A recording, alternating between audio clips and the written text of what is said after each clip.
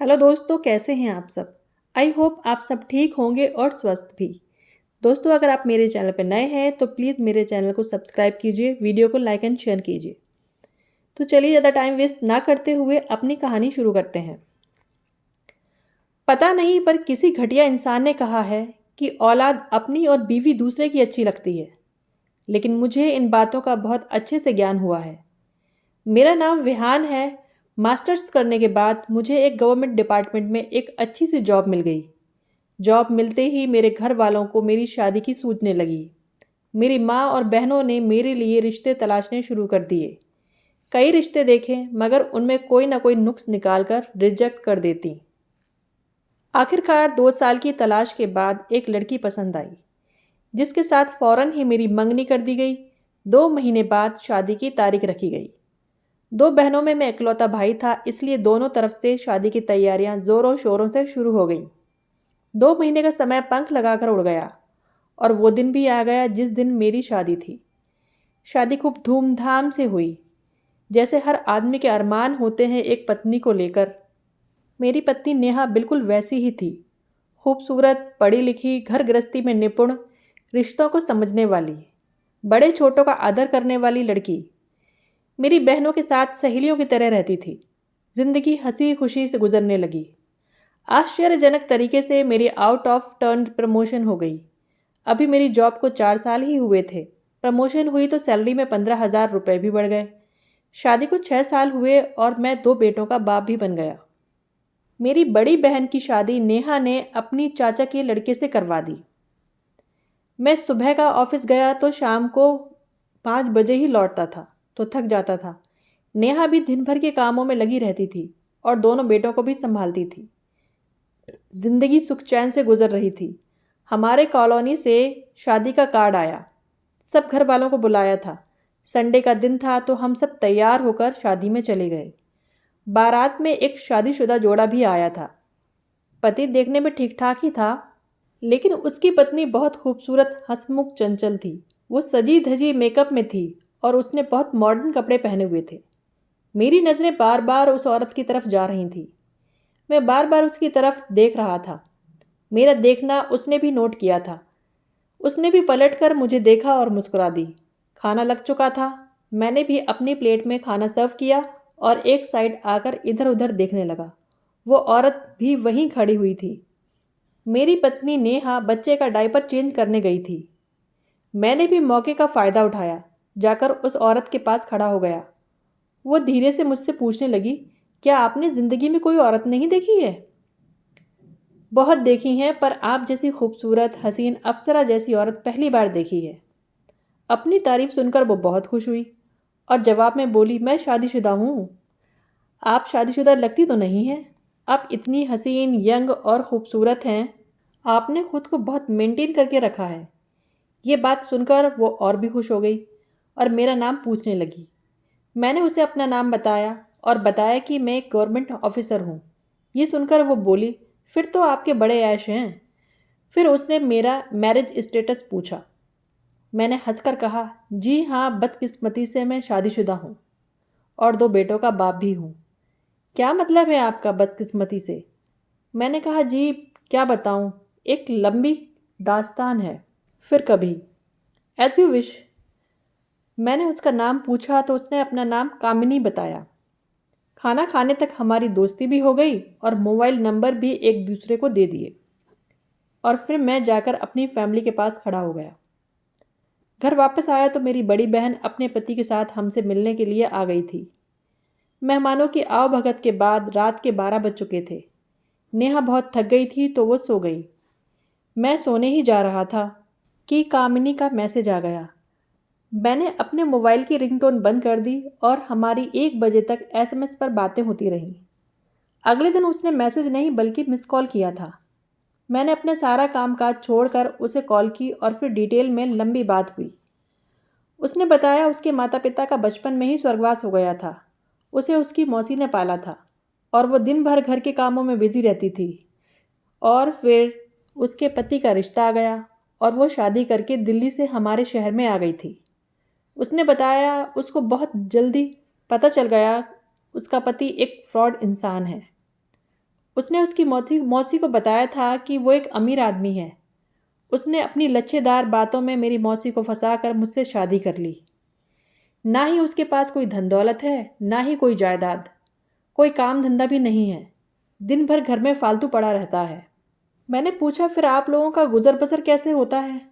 इतने सारे खर्चे हैं, 3 टाइम का खाना, यूटिलिटी बिल्स, घर के और खर्चे भी हैं, वो कैसे पूरे होते हैं? तो उसने बताया, मेरे ससुर अपनी पेंशन से बचाकर 20,000 रुपये महीना भेजते हैं, जिससे बहुत मुश्किल से घर का गुजारा हो पाता है। मैंने पूछा, आपके पति संजीव कोई काम क्यों नहीं करते? वो बोली, वो अपने चचेरे भाई के पास लंदन काम के लिए जाना चाहते हैं। ससुर के पास एक छोटा सा मकान था जो उन्होंने बेचकर अपने बच्चों को उसका पैसा बांट दिया। संजीव अपने हिस्से में आए हुए पैसों से खर्च उठाकर लंदन जाना चाहते हैं। अब धीरे धीरे कामनी मुझसे मोबाइल बैलेंस डलवाती और बहाने से पैसे भी ले लेती थी। मैंने उसे जोर दिया कि वो मुझसे अकेले में आकर मिले, तो उसका कहना था कि उसका पति पूरा दिन घर में ही रहता है, तो वो कैसे उसे अकेले में आकर मिल सकती है। कामिनी ने सलाह दी कि तुम मेरे पति से दोस्ती कर लो, इसी बहाने तुम हमारे घर में आ जाया करोगे। मैंने कहा, किस तरह से दोस्ती करूं? उसने कहा, आज हम 5 बजे मार्केट जा रहे हैं, तुम वहां आ जाना, किसी बहाने से उससे दोस्ती कर लेना। मैं ऑफिस से जल्दी उठ गया और भागकर उसकी बताई हुई मार्केट में पहुंच गया, जहां कामनी और उसके पति संजीव को आना था। वो दोनों मुझसे पहले ही पहुंच गए थे और घर का कुछ छोटा मोटा सामान खरीद रहे थे। मैंने भी 1-2 छोटी मोटी चीज़ें खरीदी और उसके पति से मिला और उसको बताया कि मैं शादी में आपसे मिला था। मैं कामिनी और उसके पति को एक रेस्टोरेंट में ले गया, अच्छा खाना खिलाया, फिर उनको अपनी गाड़ी से छोड़ने भी गया और कामिनी के पति का मोबाइल नंबर भी ले लिया और खूब गपशप किया करता था और महीने में 3-4 चक्कर उनके घर के भी लगाया आता था। मैंने एक ख़ास बात नोट की थी कि जब भी अचानक मैं उनके घर जाता तो कामिनी हमेशा ही बनी संवरी और फुल मेकअप में दिखाई देती थी। वो कभी किचन या घर का काम करते मुझे नज़र नहीं आई थी। ये बात मेरे मन में एक शक पैदा करती थी कि वो हमेशा मॉडर्न और महंगे कपड़े पहने होती थी। मैं हैरान होता कि ये इतने महंगे कपड़े कैसे अफोर्ड कर लेती है। मेरी ज़िंदगी तो पहले बहुत खुशगवार गुजर रही थी। मेरी बीवी नेहा मुझसे बहुत प्यार करती थी और मेरा हर तरह से बहुत ख्याल रखती थी। हमारी शादी को 6 साल से ज़्यादा का समय बीत चुका था। वो कभी मुझे अकेले छोड़कर मायके रहने भी नहीं जाती थी। जब कभी जाती तो सुबह मेरे साथ जाती और शाम को मेरे साथ ही वापस आ जाती थी। वो घर को बहुत अच्छे से मैनेज करके रखती और घर गृहस्थी में बहुत निपुण थी। उसकी परवरिश बहुत अच्छे तरीके से हुई थी। वो एक परफेक्ट आइडियल बीवी थी। मेरी ज़िंदगी में मुझे नेहा के रहते बहुत चैन सुकून नसीब था। कहते हैं, जब इंसान का पेट हर तरह से भरा होता है तो उसे मस्ती सवार हो जाती है, और मुझे भी वही मस्ती सवार हो गई थी। मैं तो बस कामिनी के साथ दिल लगी कर रहा था। मैं उसके साथ सीरियस नहीं था। वो मुझे बहुत आकर्षक लगती थी, तो मैं उसे बस एक बार हासिल करना चाहता था, मगर वो मेरे हाथ नहीं आ रही थी। वो कभी मुझे अकेले या तन्हाई में नहीं मिली थी। मेरी उससे मुलाकात उसके घर पर ही होती थी। वो मुझसे दूर रहकर मुझे तड़पा रही थी और फ़ोन पर वो मुझसे प्यार, मोहब्बत और लगावट भरी बातें करती। ऐसे लगता कि जैसे वो सिर्फ मेरी है, लेकिन वो मेरी पहुंच से बहुत दूर थी। वो मुझसे फ़ोन पर प्यार का इजहार करती तो मैं भी कर देता था, लेकिन मैं उसे प्यार नहीं करता था। बस वो मेरी ज़िद बन गई थी, जिसे मैं एक बार पाना चाहता था, मगर वो मुझे मौका नहीं दे रही थी। इसी तरह 5 महीने बीत गए और वो मुझसे शादी करने के लिए ज़ोर दे रही थी। वो कहती थी कि वो अपने पति से बहुत परेशान है। तंग आकर उसके पति ने भी उसे छोड़ दिया और उसे तलाक दे दी। उसका लंदन का वीज़ा लग गया और वो लंदन चला गया। ये सब मुझे कामिनी ने कॉल करके बताया, तो मैं परेशान हो गया। उसका इस शहर में कोई नहीं था और वो अकेली थी, लेकिन वो उसी किराए के मकान में रह रही थी, जिसका किराया और उसके बाकी के खर्चों को मैं पूरा कर रहा था। उसके पति को गए हुए 4 महीने बीत चुके थे, लेकिन इन 4 महीनों में वो मुझसे एक बार भी नहीं मिली थी और शादी के लिए ज़ोर डाल रही थी और मुझे ब्लैकमेल भी करने लगी। उसका कहना था कि उसने मेरी वजह से ही अपने पति से तलाक ली है। अगर मैंने उससे शादी नहीं की तो वो सुसाइड कर लेगी और सारा इल्ज़ाम मेरे ऊपर डाल देगी या मेरे घर आकर सबको बता देगी कि मेरी असलियत क्या है। और मैं इन सब बातों से डर गया और छुपकर मैंने उससे विवाह कर लिया। शादी के दिन भी कामिनी सजी धजी और बहुत ज़्यादा मेकअप में थी। मैंने अपने घर में बहाना बना दिया कि मैं ऑफिस के काम के सिलसिले में शहर से बाहर जा रहा हूँ, 5 दिन बाद वापस आ सकूँगा। शादी के दूसरे दिन कामिनी जब वॉशरूम से नहाकर वापस निकली तो मैं उसे देखकर हैरान और परेशान रह गया। उसका गहरा सांवला रंग, नैन नक्श बहुत भद्दे और बहुत बुरी शक्ल थी। ऊपर से उसका नखरा भी बहुत था और उसे कोई काम भी नहीं आता था। खाना बनाना तो बहुत दूर की बात है, उसको चाय बनाना भी नहीं आता था। हे भगवान, मैं कहाँ फंस गया। मैं अपना सर पकड़े हुए बैठा था। वो मेरे सामने खड़ी हुई ड्रेसिंग टेबल पर मेकअप कर रही थी और मैं उसे मन ही मन कोस रहा था। वो मुझसे बोली, जाकर बाजार से खाना लेकर आओ। और बड़े दुखी मन से मैं बाजार से खाना लेकर आया। वो मुझसे जिद करने लगी कि हनीमून पर चलो। मैंने उसको बड़ी मुश्किल से 1 हफ्ते के बाद चलने के लिए राज़ी किया। अब वो कहने लगी, चलो बाज़ार चलना है, मुझे शॉपिंग करनी है। मैं उसको बाज़ार लेकर गया और पूरा दिन मार्केट में घूमते रहे और शॉपिंग की। रात का खाना हमने होटल में ही खाया। अगले दिन वो फिर बोली, कुछ चीज़ें लेना है, मॉल चलो। मॉल में हम इधर उधर घूम ही रहे थे कि अचानक मेरी बीवी वहाँ शॉपिंग करती नजर आई और उसने मुझे देख लिया और वो मेरे पास आ गई। वो आश्चर्य से पूछने लगी, आप तो दूसरे शहर गए थे, वापस कब आए? मेरे तो उसे देखकर होश ही उड़ गए और मैं हैरान परेशान चुपचाप उसके सामने खड़ा था। उसने अपना सवाल फिर से दोहराया, मगर मेरी समझ में नहीं आ रहा था कि मैं उसे क्या जवाब दूं। इतने में कामिनी मेरे पास आकर खड़ी हो गई। नेहा मुझसे पूछने लगी, ये औरत कौन है? मेरे बोलने से पहले ही कामिनी बोली, मैं विहान की पत्नी हूँ। और आप कौन हैं? क्या? हाँ, मैं विहान की पत्नी हूँ, परसों ही हमारा विवाह हुआ है। कामिनी की बातें सुनकर नेहा सन्न रह गई और मेरी तरफ देखने लगी। मैं नज़रें झुकाए खड़ा था। नेहा ने पूछा, क्या ये औरत सच बोल रही है? मैंने इस बात पर हाँ में सर हिला दिया। नेहा वहाँ 1 मिनट भी नहीं रुकी।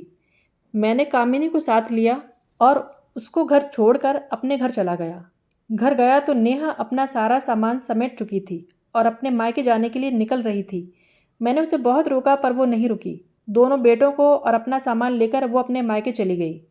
मेरी माँ और बहनों को भी मेरी दूसरी शादी का पता चल गया था। सब बहुत टेंशन में थे। माँ ने पूछा, विहान तुमने ये क्या कर लिया? बस माँ, मुझसे बहुत बड़ी गलती हो गई है। पूरे घर में शोक जैसा माहौल था। वो रात मैंने अपने बेडरूम में अकेली ही बिताई। बार बार कामिनी का फ़ोन आ रहा था और मैं उसकी कॉल रिसीव नहीं कर रहा था। तंग आकर मैंने फ़ोन स्विच ऑफ कर दिया। अगले ही दिन नेहा के घर पहुंचा तो किसी ने मुझे घर में नहीं घुसने दिया और मुझे मजबूरन वहां से वापस लौटना पड़ा। कामिनी मुझे लगातार कॉल पर कॉल किए जा रही थी और फिर नेहा ने फ़ोन किया और उसने कहा कि वो हमेशा के लिए अपने मायके चली आई है, अब वो वापस कभी नहीं आएगी। और कामिनी कह रही थी कि तुम अपनी पत्नी को तलाक दे दो क्योंकि वो अपनी मर्जी से गई है। और फिर मैं कामिनी को अपने घर ले आया। दूसरे ही दिन अचानक पुलिस हमारे घर में आ गई। कामिनी को और मुझे गिरफ्तार कर लिया। हम पर इल्ज़ाम था कि मैंने पहली पत्नी के होते हुए दूसरा विवाह कर लिया है और बीवी को मारपीट करके घर से बाहर निकाल दिया। 4 दिन और 4 रातें हमने जेल में गुजारी। 5वें दिन हमारी जमानतें हुई। पुलिस ने चालान बनाकर हमारा मुकदमा अदालत में भेज दिया। नेहा ने मुझसे तलाक का केस दायर कर दिया। नेहा से सुलह कराने की बहुत कोशिश की गई, लेकिन सब बेकार। नेहा के जिस चचेरे भाई के साथ मेरी बहन की शादी हुई थी, उसने नेहा के कहने से मेरी बहन को तलाक दे दिया। वो रोती पीटती हमारे घर आ गई। मैंने भी नेहा को तलाक दे दी और 3 महीने बाद मेरे ऊपर खुद को कुंवारा बताते हुए शादी करने का और पहली पत्नी के होते हुए धोखा देकर शादी करने का जुर्म साबित हुआ। मुझे और कामिनी को 6-6 महीने की कैद हो गई। 6 महीने जेल में रहने के बाद जब मैं वापस आया तो मुझे पता चला कि मुझे सरकारी नौकरी से बर्खास्त कर दिया गया है। धीरे धीरे मेरी जो जमा पूंजी थी वो भी सब खत्म हो गई। मुझे अपनी कार भी बेचनी पड़ी।